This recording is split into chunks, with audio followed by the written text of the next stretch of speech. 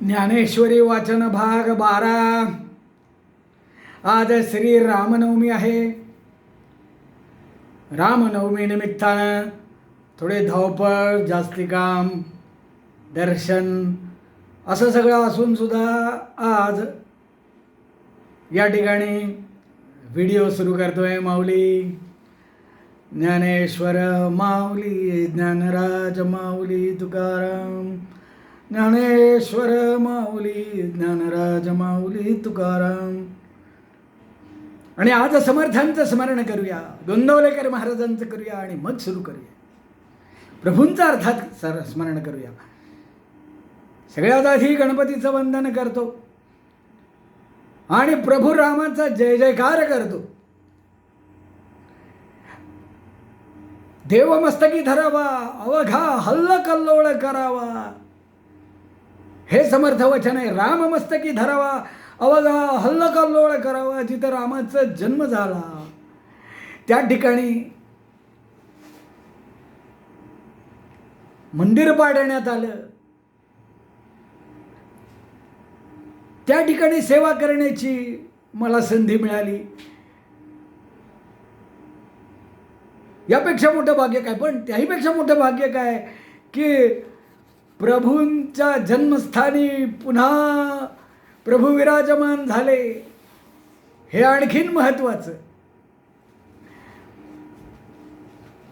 प्रभूंकडे कोणत्या कोणत्या अर्थाने बघावं हा राजकारणाचा भाग सांगितला। राजकारणालाही महत्त्व आहे। प्रभूंनी काय केलं? प्रभू राजा होता, प्रभूंनी उत्तम असं राज्य केलं म्हणून मोठे मोठे लोक त्याला रामराज्य असं म्हणतात। ते यावं म्हणून महात्मा गांधींनी सुद्धा प्रार्थना केली। त्यामुळे राजकारणाचं वावडं नाही, राजकारणातल्या कुरीतींचं वावड आहे। माऊलींनी या सगळ्या राजकारणापासून फारसे हे केले नाही, पण जशी गीता सांगणार राजकारण आलंच। कारण उठ अर्जुना, घे तुझ्या हाती तुझे शस्त्र आणि चालव, हे सांगितलं। हा युद्धाचा भाग आहे, हा राजकारणाचाच भाग आहे। सुईच्या आग्रावर मावेल एवढी सुद्धा जमीन देणार नाही, सगळं माझं आहे असं म्हणणाऱ्या कौरवांचा नाश केला।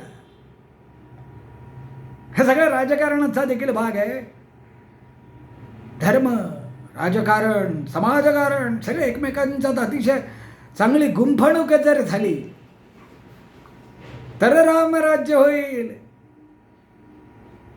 आणि ते चांगल्यासाठी केलं तर रावणाने पण राज्य केलं आणि रामाने पण केलं, फरक आहे। आपल्याला रामासारखं राज्य करायचंय, म्हणजे मी नाही करणार आहे, तसा प्रशासक, तसा प्रधान आपल्याला हवा आहे। आज सुदैवाने एक चांगला प्रधान आपल्याकडे आहे की जो सेवक म्हणून काम करतो। त्यातले प्लस मायनस, कमी जास्त या गोष्टी आजचा विषय नाही, पण प्रभूमध्ये काय काय बघतोय तर आपण पहिला मुद्दा पाहिला, राज्य। अतिशय उत्तम दर्जाचं राज्य केलं, पुढे जसं शिवाजी राजांनी केलं,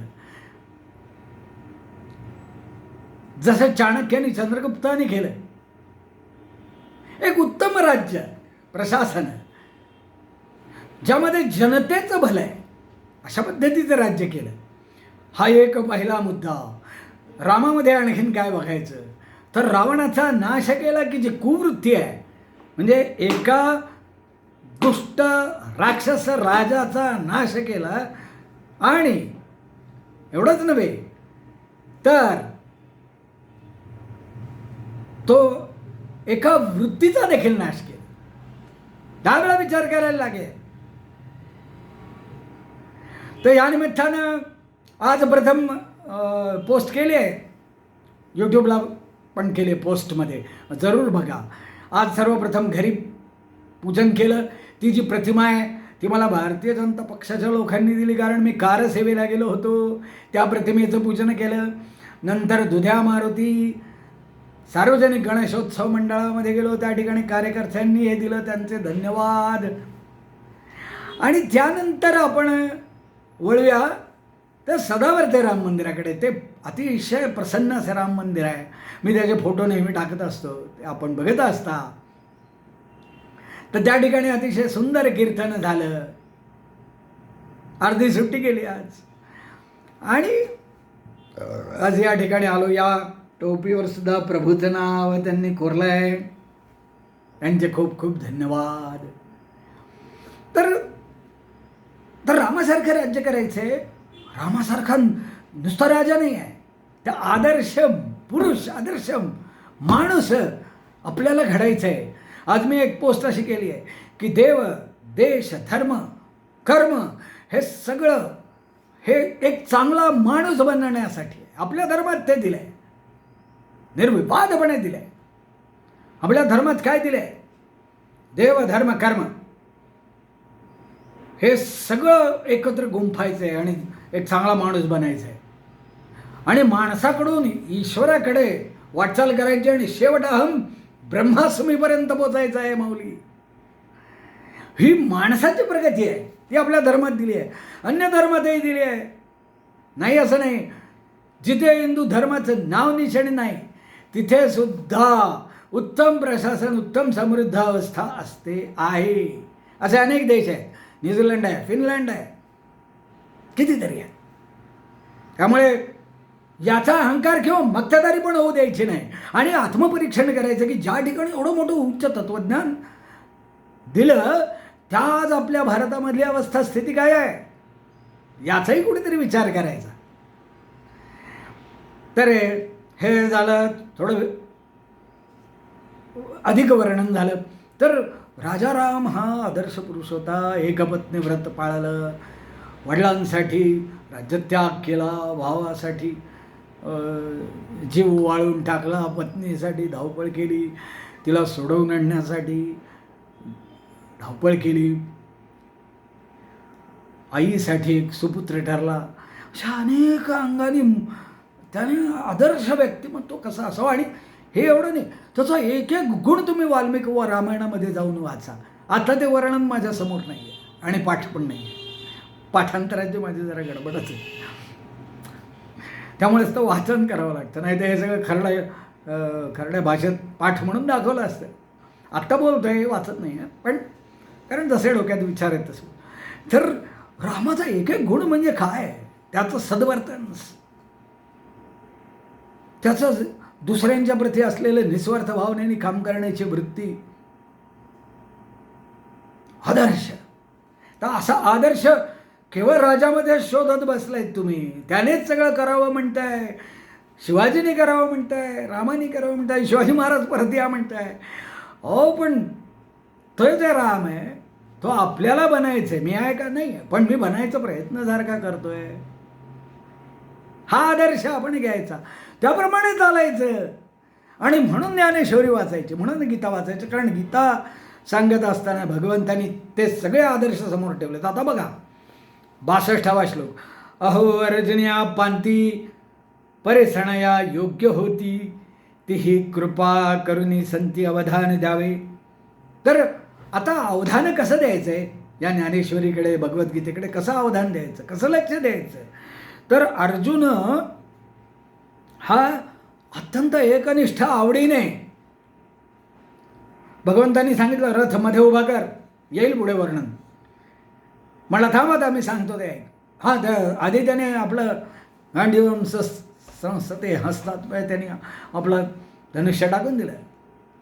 मग भगवंत म्हणले ऐक आता, ही गीता, जे ऐकत आहे ना ते गीता, भगवद्गीता. आणि त्याकडे अर्जुन हे अत्यंत एकाग्रचित्त होऊन ऐकत होता. नुसता एकाग्रचित्त का? तर ते कशातून निर्माण झालं? तर अत्यंत भक्तिभाव, सखा, मित्र, प्रभू, सगळं काही तो आहे. आणि त्याच्यावर निष्ठा आहे. तो एकनिष्ठ आवडीनं त्या श्रवण करण्याची योग्यता आहे. असे तुम्ही आहात. माऊली म्हणते, आपल्याला म्हणते, आहेत का नाही माहीत नाही. तर श्रवण करताना अर्जुनाच्या पंक्तीला बसा, म्हणजे अर्जुनासारखं आहे का हे सलगी म्या म्हणितले. अरे माऊलीचं बघा केवढं विनयशीलता आहे, केवढा अहंकार आहे फाटकांचा, इकडच्या तिकडच्या कार्यकर्त्यांचा. अरे अरे अरे लानत आहे. तर माऊली एवढी मोठी काय म्हणते, हे सलगी म्या म्हणितले चरणा लागून विनवले. आपल्या चरणा लागतात? नाही नाही नाही माऊली तसं नका करू. प्रभू सखोल हृदया पुले म्हणून या. हे तुमचं आमचं माझं तुमचं ऐकणाऱ्या सगळ्यांचं, ज्ञानेश्वरी वाचणाऱ्या ऐकणाऱ्या सगळ्यांचं हे बघा इथं काय आहे, कान देऊन ऐका. हे ऐका आहे बरं का, म्हणजे हे संवाद आहे, वाचा नाही आहे. तर श्रवण करावे 62व्या श्लोकात पण त्यांनी म्हटलंय, संत मंडळींनी कृपा करून श्रवण करावे. तर ही माझी काही आज्ञा नाही आहे. माऊली म्हणते ही काय माझी आज्ञा नाही. मी काय तुम्हाला आज्ञा करणार, मी कोण आज्ञा करणार. तुम्ही थोर अंतःकरणाचे आहात, म्हणजे वाचक श्रोते आदी सगळे. म्हणून मी तुमच्या पायाशी लढवाळपणाने विनंती करतोय, चला घेऊया आपण हे व्रत विनयशीलतेचं. ही विनयशीलता प्रभूंच्या मध्ये होती. कुठे प्रभू रामचंद्रांच्या चरित्रात दिसले का की काठी उगारून उभा आहे आणि कामं करायला लावतोय. स्वतः प्रभू स्वतः राजा सम्राट, पण भाषा अत्यंत मृदू. तसेच माऊलीची भाषा. जैसा स्वभाव मायबापाचा, अपत्य बोले जरी भोबडी वाचा, तरी अधिकाची तयाचा संतोष. आधी पुन्हा तसंच आहे बरं का, लिहित नाही आहे माऊली. असं म्हणतात गणपतीला तिथे बसवलं होतं लिहायला, पण माऊली बोलल्यासारखं सांगत आहे, बोलती आहे. म्हणजे फक्त लिहून घ्यायला सांगितलं पुढे राहा म्हणून. आज 750 वर्ष झाली का जास्त झाली, 1290 95 काहीतरी त्या सुमारास, 93 94 95 असणार आहे ते. त्या काळामध्ये लिहिलं आहे. त्यानंतर 21व्या वर्षी समाधी घेतली, 75 सालचा जन्म माऊलीचा. तर ह्या 17-18 वर्षाच्या कोवळ्या पुरुषाने लिहिलं आहे. आणि त्याच्यामध्ये विनयशीलता केवढी आहे, कारण वय किती कमी असो ना का, लहान मुलंसुद्धा हल्ली गर्विष्ठ दिसतात. हा महाज्ञानी असून विनयशीलतेने पुढचं वाक्य म्हणतोय, मी जणू काय लहान मुलगा आहे आणि मी बोबडं बोलतोय, मी काय करेक्ट बोलत नाही. आमच्याकडे करेक्ट भाषेचा फार करेक्ट कार्यक्रम असतो, पण करेक्ट भाषा नाही. माऊली म्हणते माझी बोबडी भाषा आहे, माझी चुकीची आहे, माझी बाळकाच भाषा आहे. तरी त्याचे बोलण्याचे मायबापाला मोठे कौतुक वाटते. जितके जितके लहान मुलगा बोबडे बोलतो आणि तितका आईबापाला संतोष होतो. हा मायबापांचा स्वभाव आहे. मायबापांचा स्वभाव काय की लहान मुलाचं ते बोबडे बोल ऐकायचे. एरवी बाहेर पडलं की न न न न याच्यात वाद घालत बसणार, हे बरोबर ते बरोबर नाही, ते चूक, हे करत बसणार. पण इकडे चुकीचं ऐकायला मात्र मोठी इच्छा आहे की बाळ कधी बोलतं. माझ्यासारखा म्हातारा झाला की म्हणणार आहे मला नातू कधी होतो, त्याचे बोबडे बोल कधी ऐकतो. असं ज्यांना आहे ते बाळाचं बोलणं मायबाप आजी आजोबा जे कोणी आहेत ते मोठ्या प्रेमाने, संतोषाने, कौतुकाने, उत्साहाने ऐकतात. तर त्याप्रमाणे तैसा तुम्ही अंगीकारेला तुम्ही मी अंगीकारेला सज्जनी आपुला म्हणितला, तरी उणे सहजे उपहासला प्रार्थुगाई. मला तुम्ही स्वीकारलंय. कसं स्वीकारलंय की या ठिकाणी तुम्ही मायबापा, मी बालक आहे, मी बोबडे शब्द बोलतोय, तुम्हाला त्याचं कौतुक वाटते, तर तुम्ही मला लहान बाळासारखं स्वीकारलंय. त्यामुळे माझ्या चुकांवर पांघरून घालाल, बोबड्या बोलांकडे, त्यातल्या चुकांकडे दुर्लक्ष कराल, अशी प्रार्थना माऊली या ठिकाणी करते 65व्या श्लोकात. क्षमा करा, क्षमा करा. पण शेवटपुढे यात प्रार्थू काही असं पण आहे. म्हणजे मी काय प्रार्थना करू, आईबापाकडे काय प्रार्थना करायची? तुम्ही मला माफ करणारच आहात, केलंच आहे. एक गृहीत धरला त्यांनी आणि मग सुरू केला आपला ग्रंथ. म्हणतात माऊली की श्रीगुरूच अंतःकरणात असल्यामुळे त्याच्याकडून जे निरूपण होतं ते परमात्म्याने किंवा श्रीगुरूंनी केलेले असते. ज्याच्या अंतःकरणामध्ये गुरुचं प्रत्येक वाक्य मुरलं असा तो माऊली, ज्ञानेश्वर माऊली होता.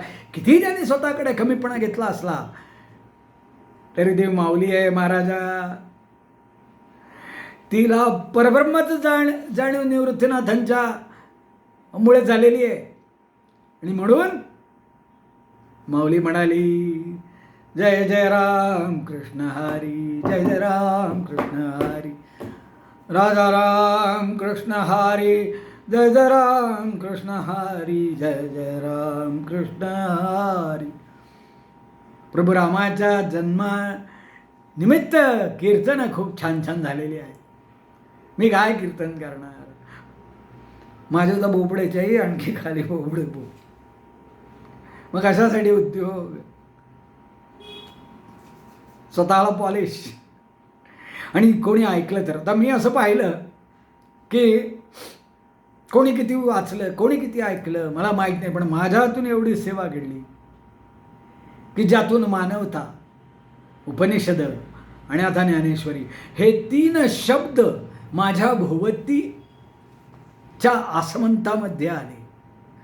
ही केवढी मोठी प्रभूची कृपा आहे की हे 3 शब्द माझ्या भोवती आले आणि त्यातूनच कोणीतरी कुठेतरी या गोष्टी करण्यास प्रवृत्त होईल ही आशा. न ऐकता किंवा न वाचता सुद्धा होईल कदाचित. शब्द कानावर राहिले. जसं मी म्हणलं की माझ्या मुलांनी कोणाकडनं प्रेरणा घेतली काय मला माहीत. मी तर पुस्तक आणून दिलं, धाकट्याला तर पुस्तकही दिलं नव्हतं. होतं त्यांच्या खोलीत नेऊन ठेवलं होतं, पण कधी कसं काय वाटलं काय माहिती नाही.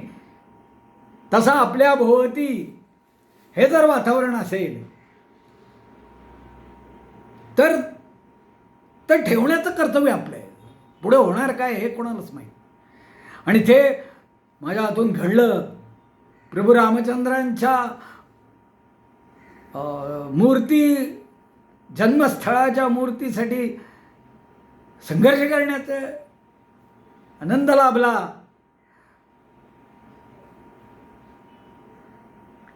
यापेक्षा आणखी काय आयुष्यामध्ये राहील. तर एवढं आजच्यासाठी पुरे. धन्यवाद. जय श्रीराम.